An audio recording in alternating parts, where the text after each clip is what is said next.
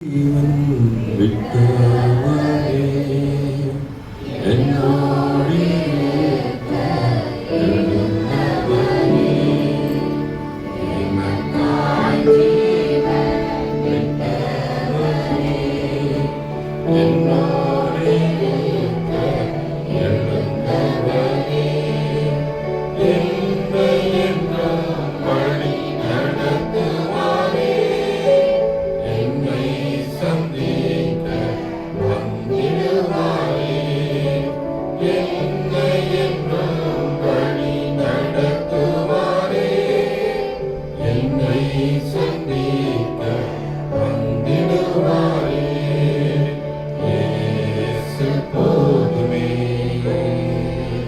இயேசு போதுமே எந்த நாளிலுமே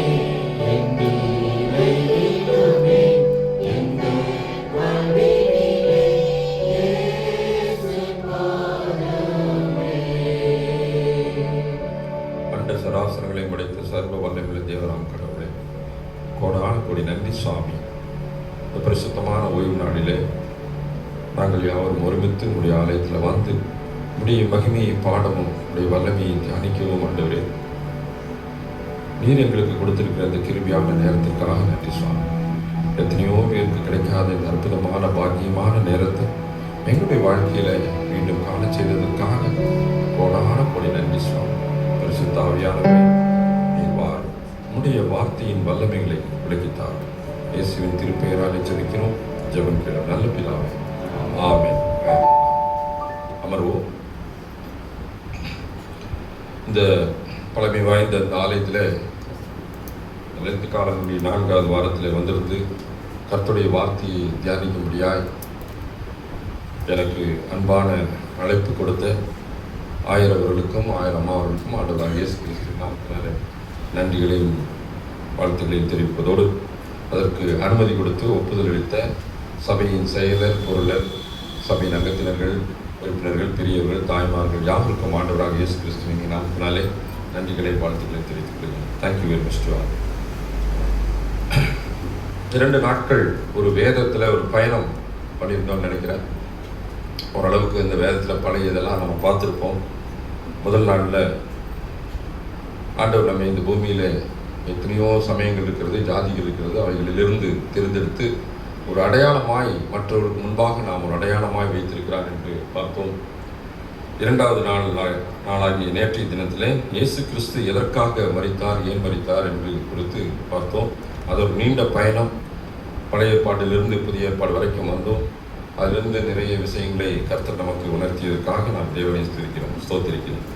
இன்றைய நாளில் இந்த லென்த்திற்குள்ளான காலம், அதற்குரிய செய்தியாக இந்த லென்த்து காலங்களிலே நான் என்ன செய்ய வேண்டும், ஒரு தனி மனிதன், ஒரு தனி மனுஷி நான் என்ன செய்ய வேண்டும் என்று பார்க்கும் பொழுது அதற்குரிய காரியமாய் சில காரியங்களை இந்த நாளிலே பார்க்க இருக்கிறோம். என்னுடைய வாழ்க்கை எப்படி இருக்கிறது, என்னுடைய வாழ்க்கை எப்படி இருக்கிறது? ஒருவேளை என் வாழ்க்கை கர்த்தருக்கு விரோதமாக, அவருடைய கட்டளைகளுக்கு விரோதமாக இருந்தால் என் வாழ்க்கை முறையை நான் என்ன செய்ய வேண்டும் என்று இந்த நாளிலே பார்க்கிறோம். 3 காரியங்கள். ஒன்று, ஒருவேளை நான் கர்த்தருக்கு விரோதமாக அவருடைய வார்த்தைகளுக்கு கீழ்ப்படியாமல் பாவ காரியங்களில் இருந்தால் நான் என்னை மாற்றிக்கொள்ள வேண்டும். முதலாவது, மாற வேண்டும். இந்த லென்த்து காலங்களில் என்னை மாற்றிக்கொள்ள வேண்டும், மாற வேண்டும். 2வது, மறக்க வேண்டும். சில காரியங்களெல்லாம் நான் என்ன செய்யணும், மறக்க வேண்டும். 3வது காரியம், நான் மரிக்க வேண்டும். இந்த 3 காரியங்களைத்தான் இந்த லென்த்து காலங்களிலே நாம் கடைபிடிக்க வேண்டும். மாற வேண்டும்.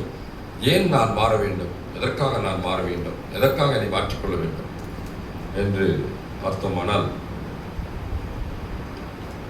நிறைய பேர் நிறைய காரியங்கள் இன்னும் அப்படியே செஞ்சுட்டே இருப்பாங்க. லென்த்து காலம் வந்துட்டால் மட்டும் ரொம்ப நம்ம அப்படியே கடவுளுக்கு ரொம்ப இதாக இருப்போம், கீழ்ப்படிவோம், கறி சாப்பிட மாட்டோம், மட்டன் சாப்பிட மாட்டோம், அந்த பூ வைக்க மாட்டோம். அப்படி அதெல்லாம் அதைய பெருசாக கேட்கவே இல்லை. உபவாசிப்பது எப்படின்னு சொல்லி வேதத்தில் தெளிவாக சொல்லியிருக்கு, உபவாசம்னா என்னன்னு சொல்லி. அப்போது நான் எதை மாற்ற வேண்டும், என் குணங்களை மாற்றணும், என் எண்ணங்களை மாற்றிக்கொள்ள வேண்டும், என் செயல்களை மாற்றிக்கொள்ள வேண்டும். கர்த்தர் அதைத்தான் விரும்புகிறார். இந்த லென்த் காலங்களில் நான் அதை எப்படி செய்ய வேண்டும், ஏன் நான் மாற்றிக்கொள்ள வேண்டும், என்னை ஏன் நான் மாற்றிக்கொள்ள வேண்டும் என்றால் மாற வேண்டும் என்ற ஒரு தலைப்பில் முதலாவது பார்க்கலாம். மத்தேயு 18வது அதிகாரம் 3வது வசனம். மத்தேயு 18வது அதிகாரம். நீங்கள் மனம் திரும்பி பிள்ளைகளைப் போல் ஆகாவிட்டால் பரலோக ராஜ்யத்தில் பிரவேசிக்க மாட்டீர்கள் என்று ஒரு கடவுள் ஒரு மனித சமுதாயத்துக்கு மெய்யாகவே என்ன சத்தியம், ஒரு கடவுள் ஒரு மனித சமுதாயத்துக்கு சத்தியம் பண்ணி சொல்ற சத்தியமா சொல்றேன் அப்படின்னு நம்மளாம் சொல்லுவோம் இல்லையா? அது மாதிரி கடவுள் மனிதனுக்கு சத்தியம் செய்து சொல்லுகின்ற வார்த்தை, நான் பரலோக ராஜ்யத்திலே நான் மரிக்கின்ற நாளிலே என்னுடைய ஆத்மா, அதாவது மரிக்கும் பொழுது இந்த உடலானது கீழே விழுந்துவிடும், சரீரம் கீழே விழுந்துவிடும், சரீரத்திலிருந்து ஆத்மா வெளியே வரும். ஆத்மா வெளியே வரும். இந்த ஆத்மா ஒரே ஒரு கேள்வி கேட்கும், நான் எங்க போகட்டும்? நம்ம அது வரைக்கும் தெரியாது, ஆடுவோம் பாடுவோம் எல்லாம் பண்றோம், வேண்டான வேலை என்னென்னமோ பண்ணுவோம். ஒரு நாளிலே மரணம், சரீர மரணம் சம்பவிக்கும். சரீர மரணம் சம்பவிக்கும் பொழுது இந்த ஆத்மா வெளியில, ஆத்மா மரணிக்காது, வெளியே வரும். ஆத்மா கேட்கும், நான் எங்க போகட்டும்னு சொல்லி ஒரே பதில் தான், either the paradise or the hell, அதாவது பரலோகம் இல்லை என்றால் பாதாளம். பாதாளம் என்பது எரிகிற அக்கினி கடல், பரலோகம் ஆண்டவரோடு நித்திய வாழ்க்கை. இதில் எதுக்கு நம்ம போவோம்?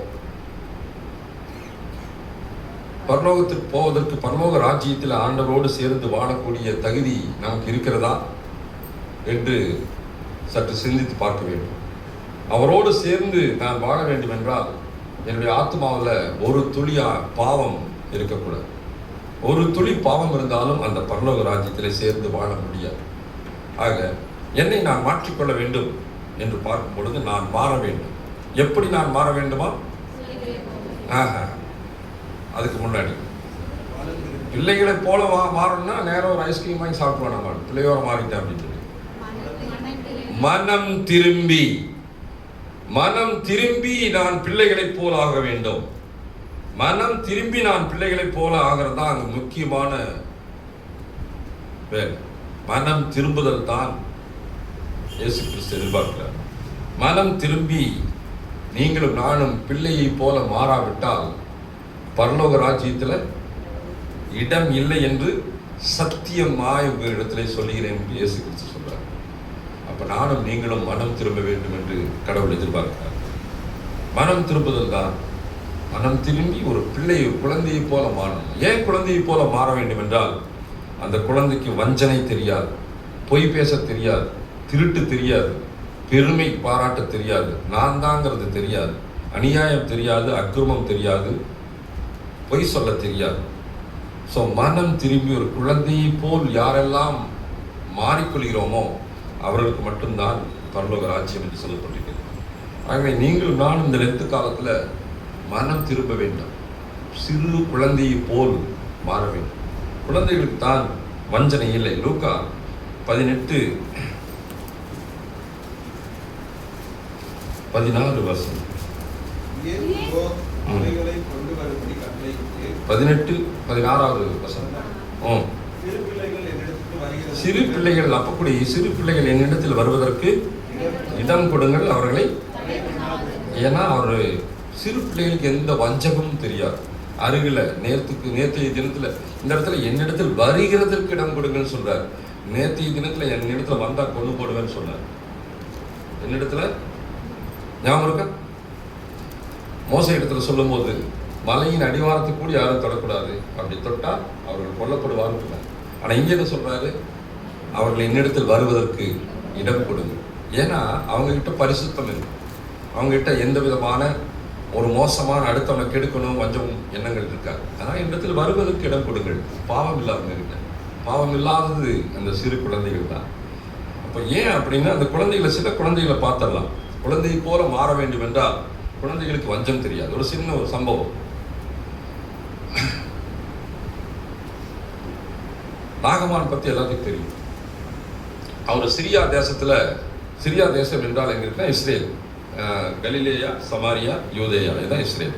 இதுக்கு மேலே இருக்கிற ஒரு நாட்டுக்கு பேர் தமஸ்கு. அதற்கு அருகில் இருக்கிற நாட்டுக்கு பேர் சிரியா தேசம். சிரியா தேசத்திலிருந்து நாகமான் என்பவன் படையெடுத்து இவைகளெல்லாம் தாண்டி கீழே இருக்கிற எருசலேமுக்கு வரான். எருசலேமுக்கு வந்து எருசலேம் இருக்கிற மக்களை எல்லாம் கைது பண்ணி அரெஸ்ட் பண்ணி அவர்கள் மீண்டும் அவங்களுடைய இடத்துக்கு கூட்டிட்டு போகிறான். கைது பண்ணி அழைத்து கொண்டு போகும் பொழுது அந்த கைதாகி போகும்போது அதில் ஒரு குழந்தை பெண்ணும் போகுது, குட்டி பாப்பா போகிறாங்க.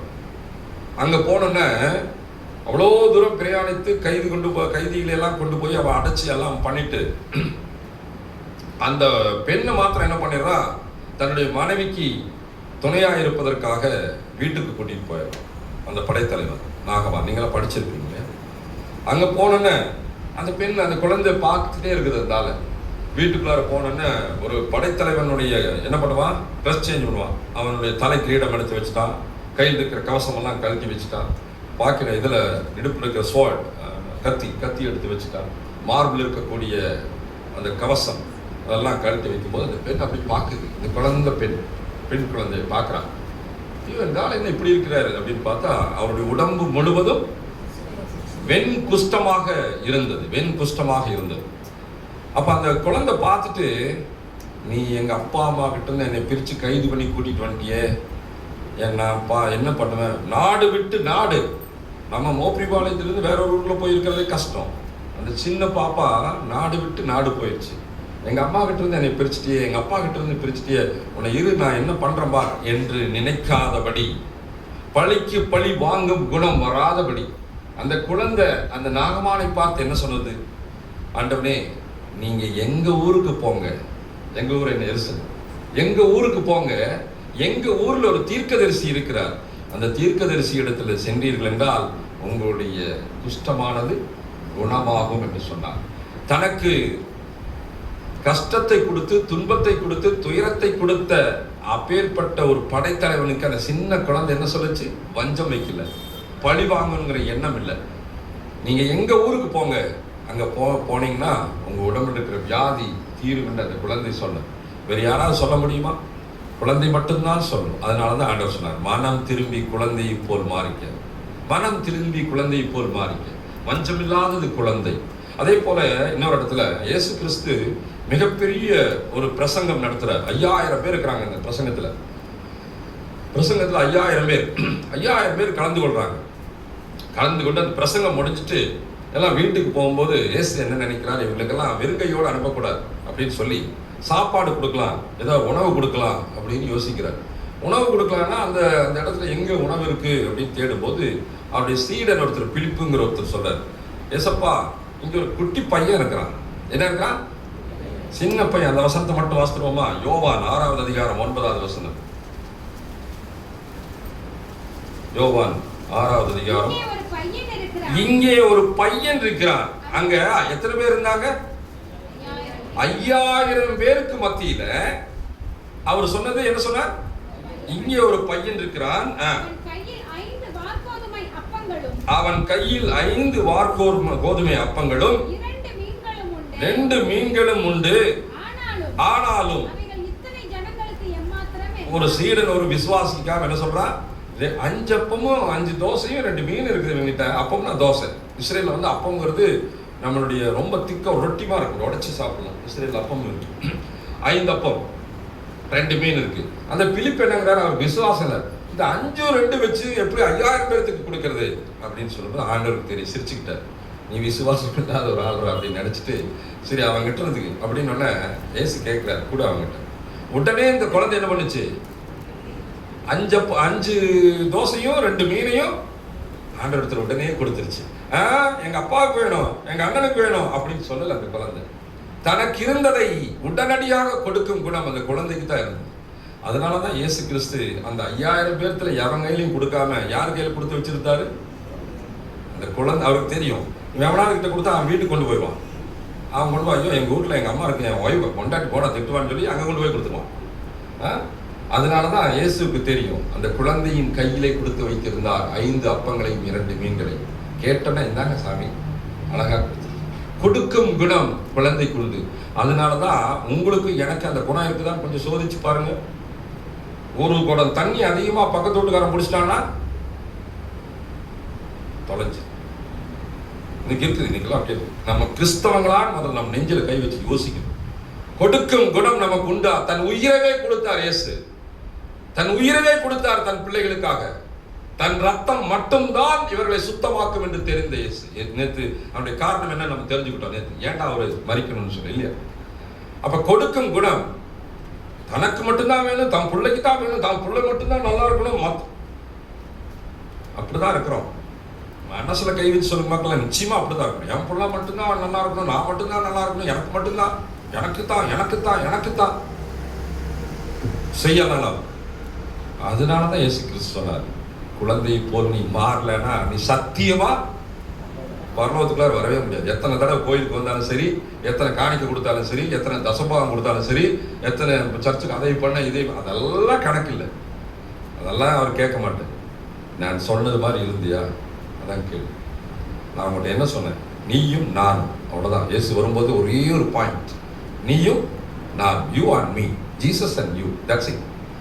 அதனால குழந்தையை போல நீங்களும் நானும் மாற வேண்டும் என்பது அவருடைய வஞ்சமில்லாத குணம், கொடுக்கும் குணம், கீழ்ப்படியும் குணம். ஆபிரகாம் தன் குழந்தையான ஈசாக்கை அழைத்து கொண்டு மோரியா மலைக்கு போறார். 100 வயது கிழவன். அங்கே போய் நடந்து போறாங்க. போற வழியில அந்த குழந்தைக்கு அந்த கதையெல்லாம் நமக்கு தெரியும் இல்லையா? குழந்தைக்கு அப்பா எங்களுக்கு போறாங்க? பலி கொடுக்கறதுக்கு ஆடு எங்கே அப்படின்னு அவர் சொல்றாரு, ஆட்டை அவர் பார்த்துக்குவார், கடவுள் பார்த்துக்குவார், நீ வாப்பா அப்படின்னு கூட்டிட்டு போறார். அங்கே போய் மோரியா மலைக்கு மேலே எத்தனை நாள் நடக்கிறாங்க? 3 நாள் நடந்து போறாரு. 100 வயது கிழவன் 3 நாள் நடந்து போறார். அங்கே போய் மோரியா மலைக்கு மேலே போய் அந்த குழந்தையை பலி கொடுக்க போறார். கையும் காலையும் கட்டி மேலே படுக்க வைக்க போறார். படுக்க வச்சா அந்த குழந்தை அமைதியாக என்ன பண்ணியிருக்கிறான்? இப்பத்து குழந்தைனா அப்பாவை படுக்க வச்சோம். எவ்வளவு கீழ்ப்படிதல்! அதனால தான் ஆண்டவர் சொன்னார், குழந்தையை போல் மனம் மாறாவிட்டால் நீங்களும் நானும் பரலோக ராஜ்யத்தில் பிரவேசிக்க முடியாது. இந்த லென்த்து காலங்களில் எப்படியாவது ட்ரை பண்ணி குழந்தையை போல மாறுவதற்கு முயற்சி செய்யணும். முதலாவது காரியம். இரண்டாவது காரியம் என்ன சொன்ன? மறக்க வேண்டும். என்ன மறக்கணும்? என்னுடைய பழைய சிந்தனைகளை, பழைய செயல்களை. நான் கிறிஸ்துவை ஏற்றுக்கொள்வதற்கு முன்பாக நான் எப்படி இருந்தேன், கிறிஸ்துவை ஏற்றுக்கொண்டதற்கு பிறகு நான் எப்படி இருக்கிறேன். கொலோசியர் 3:8 வசனம், 277வது பக்கம். இப்பொழுதோ கோபமும் மூர்க்கமும் பொறாமையும் உங்கள் வாயில் பிறக்கலாகாத தூஷணமும் வம்பு வார்த்தைகளுமாகிய இவைகளை எல்லாம் இப்பொழுது எதான் சொல்றேன்? இப்பொழுதுனா இயேசுவை ஏற்றுக்கொண்ட பிறகு நான் முதல்ல எப்படி இருந்தேன்? கோபமா இருந்திருப்பேன் இல்லையா? மூர்க்கம், பொறாமை, வம்பு வார்த்தைகள், தூஷணங்கள், இவைகளை எல்லாம் என்ன பண்ணிருந்தேன்? நானு மறந்து விட வேண்டும். இவைகளெல்லாம் மறக்க வேண்டும், மறக்கப்பட வேண்டும். இவைகளெல்லாம் மறக்கப்பட வேண்டும். அதுலயும் 5வது வசனம் இன்னும் கொஞ்சம் டெப்தா போனா, ஆகையால் விபச்சாரம், அசுத்தம், மோகம், துர் இச்சை, விக்கிரக ஆராதனை, பொருளாசை இவைகளை பூமியில் உண்டு பண்ணுகிற, அந்த இடத்துல உங்கள்னு போடுறது எங்கள்னு போட்டுக்குங்க. உங்கள் நம்ம நினைச்சுக்கிறோம். சரி, நம்ம அவயமெல்லாம் கரெக்டா தான் இருக்கு. உங்களுக்கு தான் அப்படிங்கிற மாதிரி இருக்கு பைபிள்ல. இது ஒண்ணு உங்கள்னு சொல்றங்காட்டிக்கு இதெல்லாம் அடுத்தவங்க நினைக்கிறோம். அந்த இடத்துல எங்கள்னு போட்டு மறுபடியும் சத்தமா போடுறாங்க. எங்கள் அவயவங்களை அழித்து போடுங்கள், மறந்து போடுங்கள். எங்கள் அவயங்களை மறந்து போடுங்கள். சரியா? பூமியில ஆகிய இவைகளை பூமியில் உண்டு பண்ணுகிற எங்கள் அவயங்களை அழித்து விடுங்கள், மறந்து விடுங்கள். அழித்துனா அந்த இடத்துல மறந்து விடுங்கள். சரியா? இந்த அவயங்கள் தான் பாவங்களை கொண்டு வருகிறது. அவைகளை எல்லாம் மறந்து விடுங்கள். 1 தீமோத்தேயு 6வது அதிகாரம் 5வது வசனம், 290வது பக்கம். கெட்ட சிந்தனை உள்ளவர்களும் சத்தியம் இல்லாதவர்களும், நேற்று நான் சொன்னேன், தேவ பக்தியை ஆதாய தொழில் என்று எண்ணுகிறவர்களுமாய் இருக்கிற மனுஷர்களால் அவர்களால் என்ன உண்டாகுமாமா? மாறுபாடான தர்க்கங்களும் பிறக்கும். இவர்களை விட்டு விலகு, அவர்களை மறந்து விடு. தெய்வ பக்தியை ஆதாய தொழில் என்று செய்கிறவர்களை விட்டு விலகு, இவர்களை மறந்து விடு. இவர்களை எல்லாம் நம்ம மறக்க வேண்டும். 6வது வசனம், அதிலே போதுமென்ற மனதுடன் கூடிய தெய்வ பக்தியே ஆதாயம், மிகுந்த ஆதாயம். ஸோ மறக்க வேண்டியதெல்லாம் வேதத்துல தெளிவா சொல்லியிருக்காங்க. எபேசியர் 2:2 வசீங்க. எபேசியர் 2:2 264 பக்கம். இவ்வுலக வழக்கத்துக்கு ஏற்றபடியாகவும் கீழ்ப்படியாமையின் பிள்ளைகளிடத்தில் இப்பொழுது கிரியை செய்கிற ஆகாயத்து அதிகார பிரபுவாகிய ஆவிக்கேற்றபடியாகவும் நடந்து. இந்த வசனத்தை நல்லா ஆழமா படிச்சீங்கன்னா ஆரம்பிக்கும் போது அவைகளில் நீங்கள் முற்காலத்திலே இருக்குது. அப்ப நமக்கு இன்னொரு காலம் என்ன இருக்கு?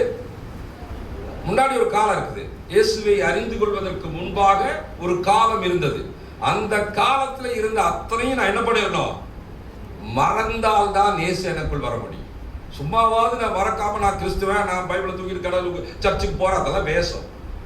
Nothing will happen. Definitely we are not eligible to go to the paradise. Definitely we will go to the hell. அவைகளை நான் மறக்கவில்லை என்றால் மெய்யாகவே மெய்யாகவே சொல்கிறேன் என்று ஆண்டவர் சொல்லியிருக்கிறார், பரலோகத்துக்கு போக முடியும். அவைகளெல்லாம் நான் மறக்கணும். அவைகளெல்லாம் நான் என்ன பண்ணணும்? மறக்கணும். யாக்கோப்பு தன்னை மறந்தால் தான் இஸ்ரவேலன் ஆக முடியும். சவுல் தன்னை மறந்தால் தான் பவுல் ஆக முடியும். மறக்க வேண்டிய காரியங்கள் எல்லாம் நானும் நீங்களும் மறந்தே ஆக வேண்டும். ரோமரின் புஸ்தகம் 6வது அதிகாரம் 20வது வசனம். ரோமர் 6:20. நல்லா எடுத்து நல்லா தெளிவா அது படிக்கணும். அருமையான வசனம் 6:20. பாவத்திற்கு நீங்களுக்கு நான் என்ன சொல்லியிருக்கிறேன்? நாங்கள் பாவத்திற்கு வாசிங்க அடிமைகளா இருந்த காலம் அப்படின்னு ஒரு காலம் இருக்கா நமக்கு? ஆமாவா? கவனிக்கிறீங்க தானே? கவனிக்கிறீங்களா? இயேசுவை ஏற்றுக்கொள்வதற்கு முன்பாக நமக்கு எல்லாத்துக்கும் ஒரு காலம் இருந்தது. என்ன காலம்? பாவத்திற்கு அடிமைகளாய் இருந்த காலம். புரியுதுங்களா? ரொம்ப சீரியஸா இருக்கிறீங்க போல இருக்கு. இன்னும் சீரியஸா இருக்கிற விஷயம். பாவத்திற்கு அடிமைகளாய் இருந்த ஒரு காலம். அந்த காலத்தை நான் என்ன பண்ணணும்? மறக்க வேண்டும். அதான் அந்த வசனம் சொல்லுது. முன்னே வாசிங்க, 20வது வசனம் தானே வாசிங்க. பாவத்திற்கு நீங்கள் அடிமைகளாய் இருந்த காலத்தில் நீதிக்கு, அப்ப என்ன? நீதி நம்ம கிட்ட இல்ல. பாவத்திற்கு அடிமையா இருந்த காலத்துல நீதி நமக்கு இல்ல. இப்போ பாவத்தையெல்லாம் விட்டுட்டோமா அப்படின்னு சொல்றோம். ஆனா யோசித்து பாருங்க, 2 காலம் முற்காலத்தில். அப்ப அதை முழுமையாய் நான் மறந்தால்தான் பாவமில்லாத ஒரு மனிதனாக நான் வாழ முடியும். பாவமில்லாத ஒரு மனிதனாக இந்த பூமியிலே நான் வாழ்ந்தால்தான் ஆண்டவராக இயேசு கிறிஸ்துவுடைய வருகையிலே அவரோடு கூட நான் சேர்ந்து செல்ல முடியும். அப்போ முற்காலத்திலே நான் செய்த யாவையும் நான் மறந்து விட வேண்டும். 21வது வசனம் அதுலயே இப்பொழுதுனா இப்போ, தற்பொழுது, இப்பொழுது எங்களுக்கு வெட்கமாய் தோன்றுகின்ற காரியங்களினாலே, அந்த காலத்துல, எப்போ? இயேசுவை ஏற்றுவதற்கு முன்னாடி நான் பாவம் செய்துட்டு இருந்த காலத்துல என்ன கிடைச்சது நமக்கு? அவைகளின் முடிவு மரணம் தானே அப்படிங்கிறார். அப்போ இயேசுவை நான் ஏற்றுக்கொள்வதற்கு முன்பாக ஒரு அழகான சொல்லப்பட்டிருக்கிறது, வெட்கமாய் தோன்றுகின்ற காரியங்கள். நான் கல்யாணத்துக்கு முன்னாடி சில காரியம் எல்லாம் பண்ணப்ப இப்ப நினைச்சாலே வெட்கமா இருக்குதா? இப்ப நினைச்சா சொல்றோமா இல்லையா? நான் காலேஜில் கூட ஏன் தான் இப்படி பண்ணேன்னு இப்போ ரொம்ப கஷ்டமா இருக்குதா? நினைச்சா வெட்கமா இருக்குது. கல்யாணத்துக்கு முன்னாடி நான் இப்படி பண்ணினேன், அதை நினைச்சா வெட்கமா இருக்குது. அவைகள் எல்லாம் மனதிலிருந்து மறக்கப்பட வேண்டும். மறந்து நான் பிள்ளைகளை போல ஆக வேண்டும். அப்பொழுதுதான் இயேசு என்னில் வருவார். நான் சும்மா ஏதோ வந்து அதெல்லாம் அப்படியே மனசுக்குள்ளாருன்னா நம்ம பண்ணது எல்லாம் ஒருத்தருக்கு தெரியும். அவர்கிட்ட சொல்லல, நாம மறக்கலன்னு அர்த்தம். அவர்கிட்ட சொல்லியாச்சுன்னா மறந்துட்டோன்னு அர்த்தம். அவர்கிட்ட சொல்லியிருக்கோம், சாமி இதோடு நான் விட்டுறேன். அப்போ முதலாவது காரியம் நான் மாற வேண்டும். 2வது காரியம் என் பழைய வாழ்க்கையை, பழைய எண்ணங்களை, பழைய செயல்களை, பழைய சிந்தனைகளை, பழையவைகளை நான் மறக்க வேண்டும். 2வது காரியம். 3வது காரியம் மறிக்க வேண்டும். ஏன்னா கூட்ட பாவத்துக்கு மறிக்க சொல்றாரு. மறிக்க வேண்டும். மறிப்பது என்றால் சரீரத்தில் அல்ல, என்னுடைய ஆவியில நான் மறிக்க வேண்டும். யோவான் 12:24. மெய்யாகவே நல்ல இடத்துக்கு வசனத்தை எடுத்து பக்கம் எதிரா சாமி 146 எடுத்துங்க. வாசிங்க. மெய்யாகவே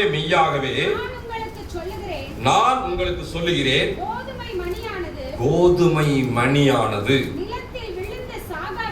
நிலத்தில் விழுந்து சாகாவிட்டால் தனித்திருக்கும், செத்ததேயாகில் மிகுந்த பலனை கொடுக்கும். அருமை அருமை அருமையா வாசித்தீங்க. கோதுமை மணியானது நிலத்தில் விழுந்து சாகாவிட்டால் தனித்திருக்கும், அது செத்ததேயாகில் மிகுந்த பலனை கொடுக்கும். நீங்களும் நானும் அது போலதான் மரணிக்க வேண்டும். நான் மரணித்தால் தான் என் எண்ணங்கள் மரணிக்கப்பட வேண்டும், என் செயல்கள் மரணிக்கப்பட வேண்டும், என் சிந்தனைகள் மரணிக்கப்பட வேண்டும். மரணிப்பது என்பது ஆவியினாலே சரீரத்தின் செய்கைகளை அழிப்பது. நம்ம ஒவ்வொரு மனிதருக்குள்ளார இரண்டு இருக்கு. என்னது? சரீரம், ஆவி. ஆவி சொல்லும் காலையில் 5 மணிக்கு எந்திரிச்சு சர்ச்சுக்கு போலான்னு சொல்லி, சரீரம் சொல்லும் எழுத்து மூடிடு அப்படின்னு. சும்மா சிம்பிளா சொல்றேன். அப்போ ஆவிக்கும் சரீரத்துக்கும் எப்பொழுதுமே பகை இருந்து கொண்டே இருக்கும். ஆவி சொல்லும் 40 நாள் நான் உபவாசம் இருக்க வேண்டும் என்று ஆவி சொல்லும். ஆனால் சரீரம் 4வது நாளே அதை மாறிடும். யாரும் எந்திரிச்சு வெளியே போகக்கூடாது சர்ச் பேசிட்டு இருக்கும் போதெல்லாம். இங்கே கர்த்தராகிய தேவன் வீற்றிருக்கிறார் என்ற அந்த பயம் இருக்கும். எனக்கு இந்த வெளியே பாதியில் எந்திரிச்சு போறவங்கனால பிடிக்கிறது இல்லை, கோச்சுக்காதீங்க. ஆவியும் சரீரமும் எப்பொழுதும் வேறாயிருக்கும். அப்போ இந்த என்ன பண்றது? ஆவியினாலே, ஆவியினுடைய செய்கையினாலே சரீரத்தின் செய்கைகளை நான் மரணிக்க செய்ய வேண்டும். அதான் மரணம் என்பது. அந்த மரணம் ஆவி சொல்றபடி நான் நடக்கணும். ஆவி சொல்லும் கர்த்தருடைய வார்த்தைக்கு கீழ்ப்படிந்து நட ஆவி சொல்லும். ஆனா சில நேரத்தில் என்ன பண்ணுவோம்? அதை மீறிடுவோம், சரீரம் அதை மீறும். அப்படி இல்லாதபடி ஆவி சொல்லுகிற பிரகாரமாக நான் சரீரத்தை மரணிக்க செய்ய வேண்டும். அந்த எண்ணத்தை, என் சிந்தனை, எல்லாத்துக்கும் காரணம் பாவத்தை கொண்டு வருவதே என் சிந்தனைகள் தான், என் செயல்கள் தான். பிரசங்கி 5வது அதிகாரம் 2வது வசனம் 3வது வசனத்தை வாசிங்க. பாவம் எங்கிருந்து வருதுன்னு பாருங்க. பிரசங்கி 5 பிரசங்கி 5 இது பக்கம் சொல்லுங்க. 795 795 எடுத்துக்கங்க. எல்லாரும் எடுத்துக்கங்க தயவு செய்து.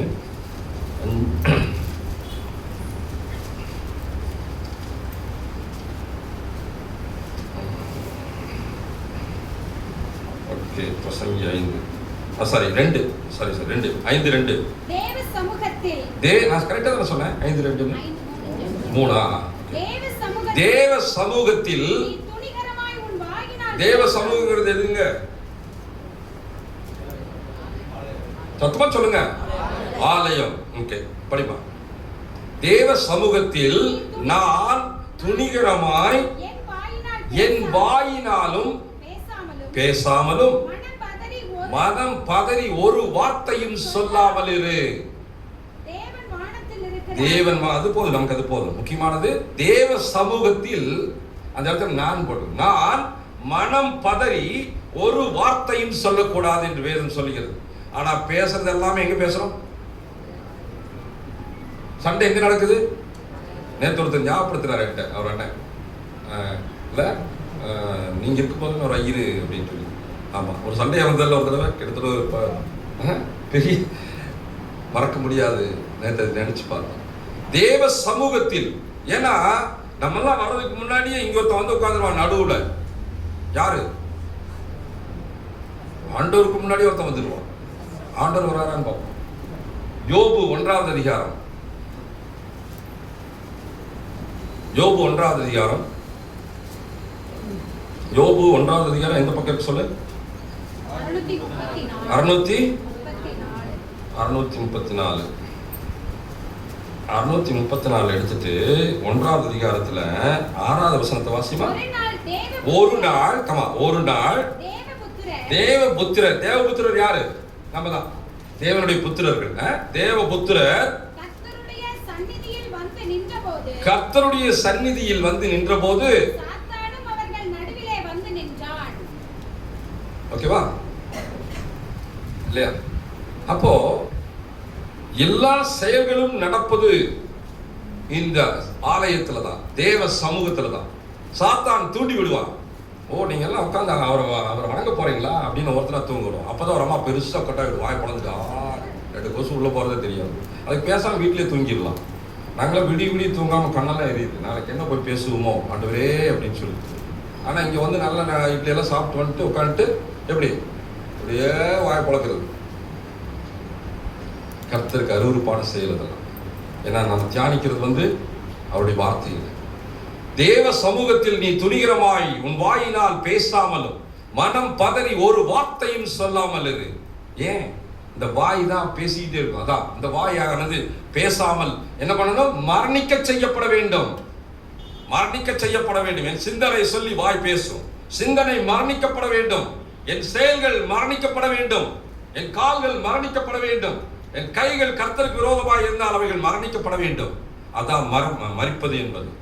ஏன் அப்படி வாயினால் பேசக்கூடாதுங்கிறார் 6வது வசனம் நினைக்கிறேன். 6வது வசனம், உன் மாமிசத்தை வாய் செய்கிற வேலையினால மாமிசம் முழுவதும், உன் மாமிசம் முழுவதும் தலையிலிருந்து கால் வரைக்கும் உன் மாமிசத்தை பாவத்துக்கு உள்ளாக்க உன் வாய்க்கு இடம் கொடுக்காத. தேவ சமூகத்தில் உட்காந்து கண்டதெல்லாம் பேசாத. அந்த செக்ரட்டரி அப்படி, இந்த ட்ரெஸ்ஸர் அப்படி, இந்த ஐயர் அப்படி, இந்த அம்மா அப்படி, இந்த அம்மா வர்றது பார்த்தீங்களா, அந்த ஐயா பண்றதை பார்த்தீங்களா, அவன் அப்படி இவன் அப்படி. ஆலயத்துக்கு நேரமா வரணும். 9 மணி ஆலயம்னா 8:55 ஆண்டவன் இங்க இருப்பார். வரணும், அவரை தொழுகணும், அவரிடத்துல சாஷ்டாங்கமாய் விழுகணும், பேசாம போயிடும். இதுதான் ஆண்டவர் எதிர்பார்க்கிறது. ஆனா இங்க வந்துதான் பேசுற பேச்சுக்கள். நான் இங்க சொல்ல, ஐயோ இங்க நான் பார்த்துட்டே இருக்கேன், இங்க நான் மோப்பி பார்த்து சொல்ல. தேவ சமூகத்தில் இப்படி செய்வதனால் உன் வாசிமா மாம்சத்தை பாவத்துக்கு உள்ளாக்க உன் வாய்க்கு இடம் கொடுக்காதே. அப்படி நீ செய்வதினால் தேவன் என் வார்த்தைகளினாலே, சொல்லுங்க, என் வார்த்தைகளினாலே கோபம் கொண்டு கையின் பிரயாசத்தை அழிப்பானே. தெளிவா இருக்கா? என்ன பண்ணாலும் வந்து சேரவே மாட்டேங்குது சார். எப்படி சேரும்? என்ன பண்ணாலும் ஆசீர்வாதம் வர மாட்டேங்குது சார். எப்படி வரும்? என்ன பண்ணாலும் இந்த நோய் என்னை விட்டு போக மாட்டேங்குது சார். எப்படி போகும்? செய்யறது வேற, கடவுள் என்ன சொல்றாரோ அதை செய்யறது இல்லையா, அதுக்கு மாறாதானே செய்யறோம். அப்புறம் என்ன நடக்கும்? நீ என்னை விட்டு விட்டால் நான் உன்னை விட்டு விடுவேன். நாளாகமத்துல தெளிவா சொல்லியிருக்கிற. நீ என்னை விட்டுட்டியா? விட்டுறது என்ன? அவரை விட மாட்டோம். பேசி ஆண்டவரே ஆண்டவரேன்னு பேசிட்டு இதையும் செஞ்சுட்டு இருப்போம். தேவ சமூகத்தில் துணிகரமாக வாயினாலும் ஒரு வார்த்தை பேசாமல் இரு. மனம் பதறி ஒரு வார்த்தை, ஐயோ ஒரு வார்த்தை என்ன பண்றாரு சொல்லாத. மனம் பதறி ஒரு வார்த்தையும் சொல்லாமல் இரு. ஏனென்றால் தேவன் உன் கையின் பிரயாசத்தை, தேவன் உன் மேல் கோபம் கொண்டு உன் கைகளின் பிரயாசத்தை ஏன் அழிப்பானே. அதனால அந்த எண்ணங்களை கொண்டு வரக்கூடிய, வாய் பேச சொல்லி எண்ணங்களை கொண்டு வரக்கூடிய அந்த எண்ணங்களை நான் மரிக்க செய்ய வேண்டும். இவைகளெல்லாம் மரிக்க செய்ய வேண்டும். அப்பொழுதுதான் பரலோக ராஜ்யத்தில் எனக்கு இடம் உண்டு.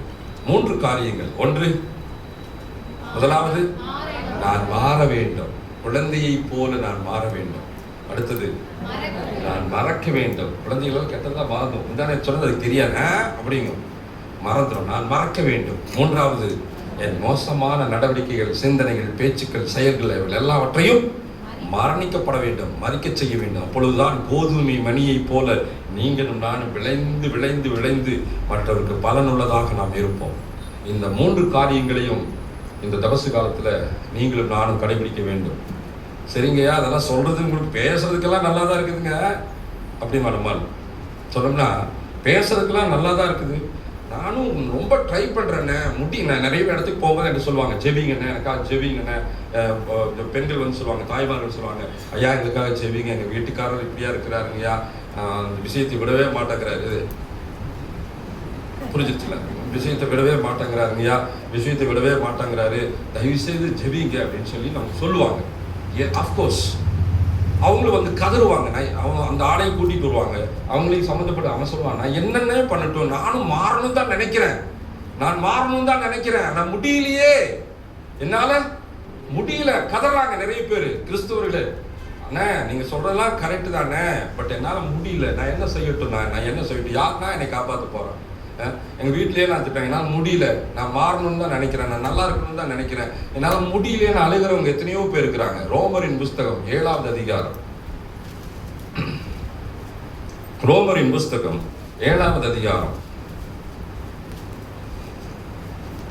7வது அதிகாரத்துல 25வது வசனத்தை வாசிங்க. நம்முடைய கர்த்தராகிய இயேசு கிறிஸ்து இந்த மூலமாய் வசனத்தை நல்லா கவனிக்கணும். நம்முடைய கர்த்தராகிய இயேசு கிறிஸ்துவின் மூலமாய் தேவனை ஸ்தோத்திரிக்கிறேன். இப்ப எல்லாரும் நம்ம என்ன பண்றோம்? பிதாவை யார் மூலமா ஸ்தோத்திரிக்கிறோம்? எங்கள் ஜெபம் கேளும் நல்ல பிதாவே, இயேசுவின் மூலமாய் ஜெபம் கேளும் நல்ல பிதாவே. யார் மூலம் கேட்கணும்? எங்க அப்பா மூலமா கேட்டுங்க, எங்க அம்மா மூலமா கேட்டுங்க, என் பொட்டாட்டி மூலமா இல்ல, இயேசுவின் மூலமாய் என் ஜெபம் கேளும் நல்ல பிதாவே. அப்போ through the Jesus, ரைட்? அதனால இங்க சொல்றான், என்ன சொல்றான்? வாசி. நம்முடைய இயேசு கிறிஸ்துவின் மூலமாய் தேவனை ஸ்தோத்தரிக்கிறேன். நம்பர் 1. நல்லா கவனிக்கணும் வசனத்தை. வெளிய இருக்கிறவங்கள கவனிக்கிறீங்களா? கவனிக்கிறவங்க மட்டும் சத்தமா ஒரு அல்லேலூயா சொல்லுங்க. அல்லேலூயா. இந்த வசனம் நம்ம எதுக்கு இப்ப பேசறோம்னா, அண்ணா நீங்க சொல்றது சரி, மாறணும், மறக்கணும், மறிக்கணும்ங்கறீங்க, என்னால முடியல, அழுகுறான், என்னால முடியல அப்படின்னா அதுக்கு உண்டான பதில் இங்க வந்துட்டு இருக்குது. இப்போ ஓகே, என்ன சொல்றான்? நான் தேவனை ஸ்தோத்தரிக்கிறேன். அப்புறம் ஆதலால் நானே என் மனதினாலே என் மனசினாலே தேவனுடைய நியாயப்பிரமாணத்திற்கும் மாமிசத்தினாலேயோ 2 பிரமாணம் இருக்குது இங்க. புரியுதா? கவனிங்க நல்லா. என் மனதினாலே, மனதுனா சிந்தனை, என் சிந்தனையினாலே என்ன பண்றேன் நானு? எதுக்கு இப்ப என் மனதினாலே தேவனுடைய நியாயப்பிரமாணத்துக்கு, ஐயோ இப்படி செய்யக்கூடாது, ஆண்டவர் சொல்லியிருக்கிறாரு, இப்படி பண்ணக்கூடாது, நான் போகக்கூடாது, போக மாட்டேன், சாப்பிட மாட்டேன், இங்க உட்காராத, பரிகாசக்காரன் உட்கார இடத்துல உட்கார மாட்டேன். அவர் சொன்னபடி என் மனதினாலே தேவனுக்கு நான் ஊழியம் செய்கிறேன். ஆனால் அவங்க வார்த்தை, ஆனால் இந்த மாமிசத்தினாலேயோ பாவத்துக்கு நான் ஊழியம் செய்கிறேன். 2 காரியம் செய்வேன். அதான் தான் எழுதுகிறேன். ஐயா நான் மாறணும்னு நினைக்கிற மனசுல முடியல. என் மாமிசம் என்ன பண்ணுது? பாவத்தை செய்ய சொல்லுது. மனசு சொல்லுது நான் செய்யக்கூடாதுன்னு, ஆனா என் மாமிசம் செய்ய வச்சிருது. What can you do? என்னை யார் காப்பாத்துவா? அழுகிறாங்க. புரியுதா? இந்த இடம் புரியுதா? நியாயப்பிரமாணத்துக்கு மனது ஊழியம் செய்யும், இந்த மாமிசமானது பாவத்துக்கு ஊழியம் செய்கிறது. நான் எப்படி இதுல இருந்து விடுதலை ஆகிறது? இல்லையா? நான் என்ன பண்ணட்டும்? அதனாலதான் அடுத்தது கேள்வி கேட்கிறான். அப்போ 7:4 படிச்சீங்களா? 7:4 அடுத்தது 7:25 7:15 படிமா. அது எப்படின்னா இப்ப வாஸ்தவம் இல்லையா? மனசினால நியாயப்பிரமாணத்திற்கும் உடம்புனால பாவத்துக்கு வேலை செய்யறேன். அது எப்படின்னா, அது எப்படி எனில், நான் செய்யறது எனக்கே பிடிக்கலைங்க, நான் செய்யறது எனக்கே பிடிக்கலங்க, நான் என்னென்ன பண்ணட்டும், நான் செய்யறது எனக்கே பிடிக்கல. அப்புறம் நான் காலையில 5 மணிக்கு சர்ச்சுக்கு போகணும் தானா நினைக்கிறேன், விரும்புறேன், ஆனா நான் வெறுக்கிறதையே செய்கிறேன். இதுதான் நடக்குது. எத்தனையோ கிறிஸ்தவர்களுடைய மனதில் இதுதான் இருக்கு.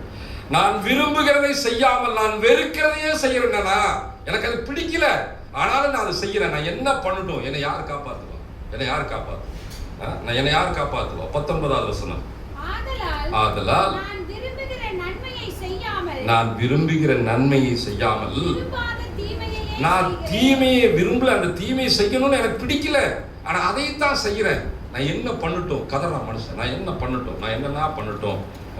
18 அது எப்படி எனில் என்னிடத்தில், அதாவது நன்மை வாசமாய் இருக்கிறதில்லை என்று நான் அறிந்திருக்கிறேன்.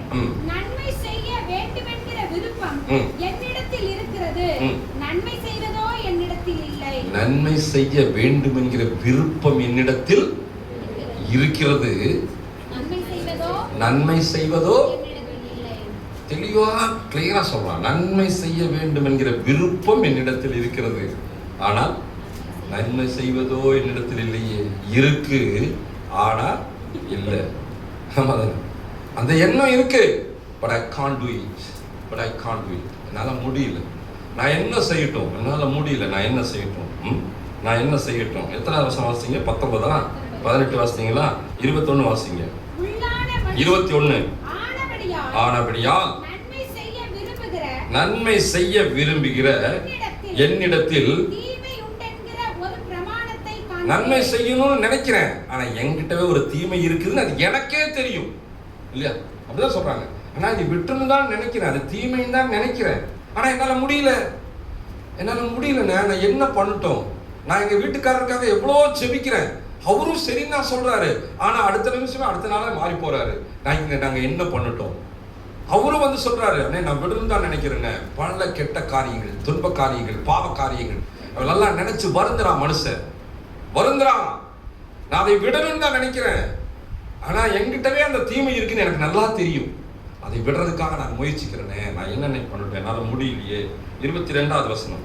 உள்ளான மனுஷனுக்கு ஏற்றபடி தேவனுடைய நியாயப்பிரமாணத்தின் மேல் பிரியமாயிருக்கிறேன். 23. ஆகிலும் நான் நியாயப்பிரமாணத்தில் பிரியமா இருக்கிறேன். சர்ச்சுக்கு போகணும்னு நினைக்கிறேன், பைபிள் வாசிக்கணும்னு நினைக்கிறேன், ஆலயத்துக்கு போகணும்னு நினைக்கிறேன், ஜெபம் பண்ணணும்னு நினைக்கிறேன், பொய் சொல்லக்கூடாதுன்னு நினைக்கிறேன், கெட்ட வார்த்தை பேசக்கூடாதுன்னு நினைக்கிறேன், தண்ணி அடிக்கக்கூடாதுன்னு நினைக்கிறேன், மது குடிக்கக்கூடாதுன்னு நினைக்கிறேன், புகை குடிக்கக்கூடாதுன்னு நினைக்கிறேன், தீயவைகள் செய்யக்கூடாதுன்னு நினைக்கிறேன். 23. ஆகிலும் என் மனது நீ பிரமாணத்துக்கு விரோதமாய், என் மனசு நினைக்கிறதுக்கு விரோதமாய் போராடுகிற வேறொரு பிரமாணத்தை என்னுடைய உடம்புலயே அந்த பிரமாணம், அந்த பாவம் என் உடம்பில் இருக்கிறத நான் எனக்கு நல்லா தெரியும். வேற யாரும் வந்து சொல்ல வேண்டியதில்லை, பிரசங்கியார் வந்து சொல்லணுங்கிற அவசியம் இல்லை, ஐயர் வந்து சொல்லணுங்கிற அவசியம் இல்லை, இன்னொருத்த வந்து சொல்லணுங்கிற அவசியம் இல்லை. நான் செய்கிற பாவம் என்னவென்று எனக்கு நல்லா தெரியும். எனக்கு நல்லா தெரியும். நான் பொய் பேசுறேன்னு தெரியும், நான் தண்ணி அடிக்கிறேன்னு தெரியும், புகைப்பிடிக்கிறேன்னு தெரியும், மற்றவங்களுக்கு தீமை செய்கிறேன்னு தெரியும், லஞ்சம் வாங்குறேன்னு தெரியும், பெருமை பாராட்டுகிறேன்னு தெரியும், தேவாலயத்தில் பேசுறேன்னு தெரியும், எனக்கே நன்றாய் தெரியும். வசிமா அது என் அவயவங்களில் உண்டாயிருக்கிற, எந்த வசனம் வாசிக்கிறேன்? 23. அது என் உடம்புல தலையிலிருந்து உச்சங்கால் வரைக்கும், அது அவயம், என் அவயங்களில் உண்டாயிருக்கிற பாவ பிரமாணத்துக்கு என்னை சிறையாக்கி கொள்கிறது. நான் எப்படின்னு எப்படி கத்துறேன், அது எப்படின்னு கத்துறாங்க. 24வது வசனத்துல ஒவ்வொரு கிறிஸ்தவனு சொல்ற வார்த்தை வாசிமா, எல்லாரும் அதை வாசித்துக்குங்க, மனசுக்குள்ளார வாசித்துக்குங்க. நிர்பந்தமான ஆனா அந்த சூழ்நிலை நான் அப்படி பண்ணிருச்சேன், அந்த நேரம், அந்த டைமு நான் செய்யக்கூடாதுன்னு தான் நினைச்சேன், ஆனா அந்த டைம் அப்படி பண்ணிருச்சுனேன் சொல்லுவான். நம்ம செஞ்சதையும் செஞ்சு போட்டு என்ன சொல்லுவான், அந்த டைம்ல அந்த சூழ்நிலை நான் பண்ணிருச்சு, அந்த காலத்துல நான் என்ன பண்றதுன்னு எனக்கு யாரும் சொல்றதுக்கு யாரும் இல்லை, அதனால நான் அப்படி பண்ணிட்டு இவன் ஜமாளிப்பான். அவன் ஜமாளிச்சுட்டு தான் இங்க கதறான். நிர்பந்தமான மனிதன் நான், நிர்பந்தமான மனிதன் நான், யார் என்னை விடுதலையாக்குவார்கள்? கேட்கிறோமா அந்த கேள்விய? நிர்பந்தமான மனிதன் நான். I have done so many sins in front of my Lord Jesus. இயேசுவுக்கு முன்பாக நான் நிறைய பாவங்களை செய்திருக்கிறேன். நான் நிர்பந்தமான மனிதன் நான், செய்யக்கூடாதுன்னு தான் நினைச்சேன், நான் செய்துட்டேன். நிர்பந்தமான மனிதன் நான், யார் என்னை விடுவிப்பார்கள்? யார் என்னை விடுவிப்பார்கள்? பயங்கரமான கேள்வி. யார் விடுவிப்பார்கள்? யார் விடுவிப்பார்கள்? இதிலிருந்து விடுவிப்பது யார் என்னை அப்படின்னா அதுக்கு ஒரே ஒரு பதில் தான். யோவான். இப்பதான் நல்லா கவனிக்கும். நீங்களும் நானும் என்ன கேள்வி கேட்கறேங்க? யார் என்னை விடுவிப்பார்கள்? நிர்பந்தமான இந்த நிர்பந்த சூழ்நிலையில நான் பாவம் செய்துட்டேன். ஆமா செய்துட்டேன். இந்த நிர்பந்தமான மனுஷி நான், யார் என்னை விடுவிப்பார்கள்? யோவான் வாசிமா, யோவான் 8:32 முடிச்சோம். சத்தியத்தையும் அறிவீர்கள், சத்தியம் உங்களை விடுதலையாக்கும் என்றார். பதில் கிடைச்சா? யார் என்னை விடுது? நிர்பந்தமான மனுஷன் நான், யார் என்னை விடுவிப்பார்கள்? கேள்வி. அதுக்கு பதில் என்ன? சத்தியத்தை அறிவீர்கள், சத்தியம் விடுதலையாகும். சரி, சத்தியம்னா யார்? உங்களுக்கு வெளியிருந்து ஒருத்தர் வந்து கேட்குறேன், ஆமா இந்த சத்தியத்தை அறிவீர்னு சொன்னீங்கன்னா சத்தியம் மாறுனா கேட்பானா இல்லையா? சத்தியத்தை அறிவீர்கள், விடுதலையாக்கும், விடுதலையாக்கும். சத்தியம்ங்கிறது யாரு? யோவான் 14:6. இயேசு சொல்றார், சத்தியத்தை அறிவீர்கள், சத்தியம் உங்களை விடுதலையாக்கும் சொன்னீங்களே, சொல்லுங்க அப்படின்னா அதுக்கு பதில் யார் சொல்றா? இயேசுவே சொல்றாரு. என்ன சொல்றாரு? நானே வழியும் சத்தியமும் ஜீவனுமாய் இருக்கிறேன். நிர்பந்தமான மனிதன் நான், யார் என்னை விடுதலையாக்குவார்கள்? சத்தியத்தை அறிவீர்கள், சத்தியம் உங்களை விடுதலையாக்கும். அப்படியா? சத்தியம்னா யாரு? இயேசு சொல்றார், நானே வழியும், நானே சத்தியம், நானே ஜீவனுமாய் இருக்கிறேன். அப்படின்னா அந்த ஆள் விட மாட்டாங்கிறான். இயேசுவா நீங்க? இயேசுன்னா யாரு? உங்களுக்கு எனக்கு தெரியும்.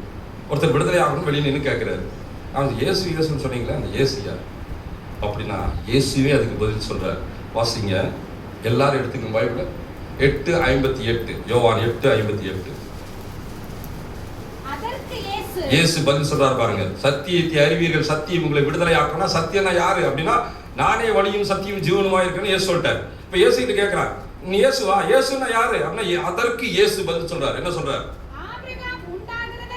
ஆபிரகாம் உண்டாவதற்கு முன்னமே நான் இருக்கிறேன். இயேசு சொல்றாரு. என்ன சொன்னாரு? இயேசு என்ன சொல்றாரு?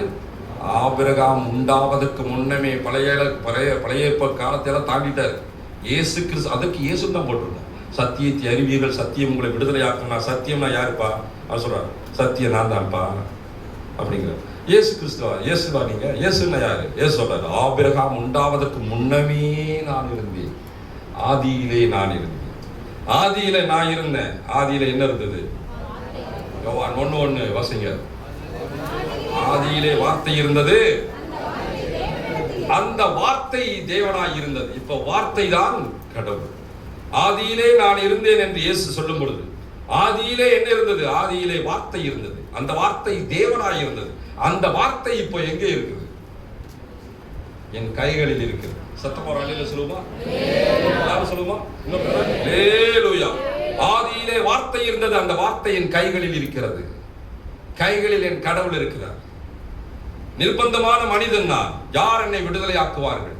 சத்தியத்தை அறிவீர்கள், சத்தியம் உங்களை விடுதலை ஆக்கும். யார் சத்தியம்? நானே வழியும் சத்தியம் ஜீவனுமாய் இருக்கிறேன். இயேசு சொன்னார். இயேசுவாணி. இயேசுனா யாரு? ஆபிரகாம் உண்டாவதற்கு முன்னமே நான் இருந்தேன். ஆதியில நான் இருந்தேன். ஆதியில இருந்தீங்களா? ஆதியில யாரு? ஆதியில வார்த்தையா இருந்தேன். அந்த வார்த்தை தேவனாய் இருந்தேன். அப்படியா? நான் கேட்கிற கேள்வி என்ன? நிர்பந்தமான மனிதன் நான். யார் என்னை விடுதலை ஆக்குவாங்க சாமி? நான் சொல்லிட்டே வரேன். அந்த வார்த்தை என்ன பண்ணணும்? நான் என்ன பண்ணணும்? யோவான் 15:7. அழகா எடுத்துக்க அந்த வசனத்தை. நீங்கள் என்னிலும். இப்ப நார்மலா ஒரு லெட்டர் எழுதுனா வச்சுக்கோங்க. கல்யாணத்துக்கு முன்னாடி ஒரு கல்யாணத்துக்கு ஒரு பொண்ணு நேசிக்கும் போது ஒரு லெட்டர் எழுதான். நீ என்னிலும் அப்படின்னா, நீ என்னிலும் அப்படின்னா நான் உன்னிலும் அப்படித்தானே வரணும். நீ என்னிலும் நான் உன்னிலும் அப்படின்னு வரணும். ஆனா இங்க எப்படி இப்ப சொல்றது படிங்க. நீங்கள் என்னிலும். இயேசு சொல்றார். இயேசு கிட்ட கேட்டா இல்லையா, வார்த்தைன்னு சொன்னீங்களே, அந்த வார்த்தை என்ன செய்யணும் நானு அப்படின்னா சொல்றாங்க, நீங்கள் என்னிலும். அடுத்தது நான் உன்னிலும். சொல்லுங்க. என் வார்த்தைகள் உன்னிலும் நிலைத்திருக்கும் பொழுது நீ எது கேட்டுக்கொள்கிறாயோ அது உனக்கு அருளப்படும். சத்தியமா ஒரு அல்லேலூயா சொல்லுமா? அல்லேலூயா, பிரைஸ் தி லார்ட். நீங்கள் என்னிலும், என் வார்த்தைகள் உன்னிலும், உங்களிலும். எப்படி இருக்கணும்?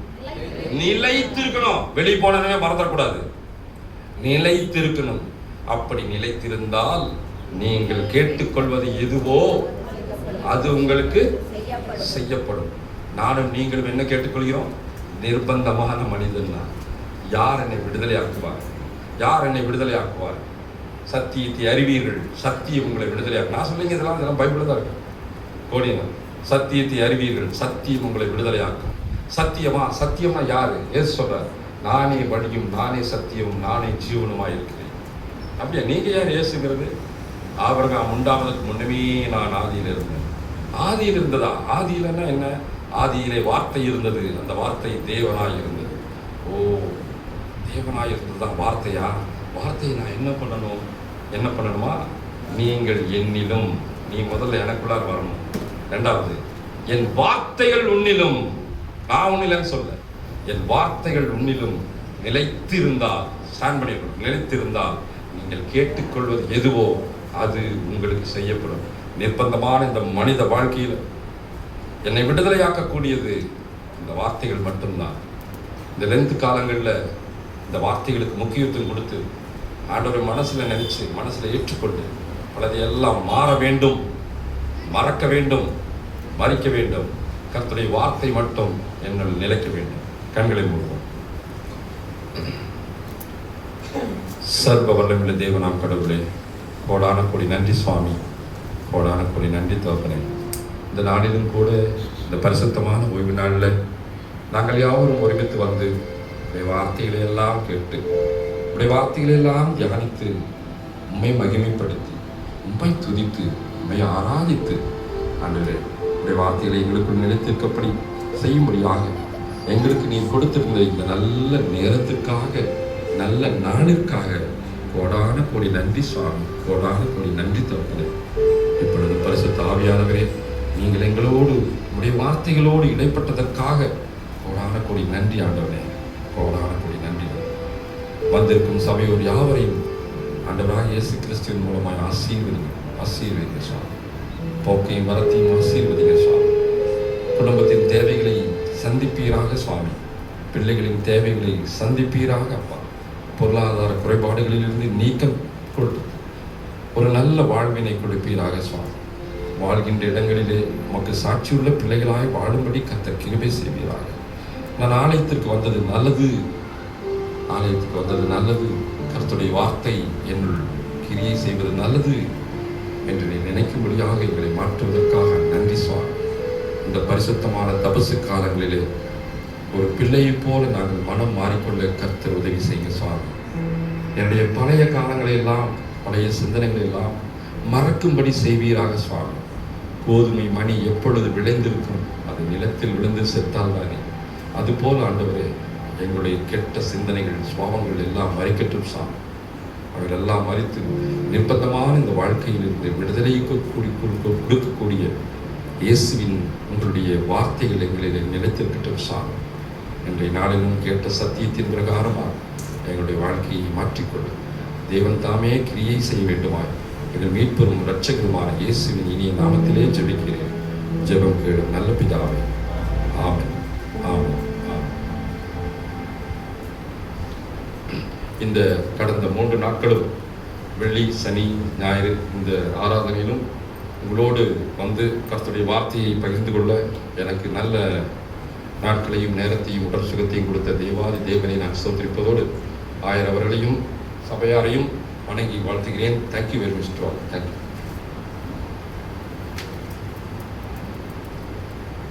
ஆண்டோடைய வார்த்தை நம்மிடத்தில் பகிர்ந்து கொண்ட ஐயாவுக்கு நன்றி. ஆண்டோடைய வார்த்தை கேட்டு நாம் யாவரும் எழுந்து நமது விசுவாசத்தை நெசியா விசுவாச பிரமாணத்தோடு இணைந்து நாம் சொல்லுவோம். பக்கம் 9வது பக்கம். வானத்தின் பூமியும் காணப்படுவது எல்லாவற்றையும் படைத்தவர்கள் சர்வ வளர்ந்த பிதாவாகிய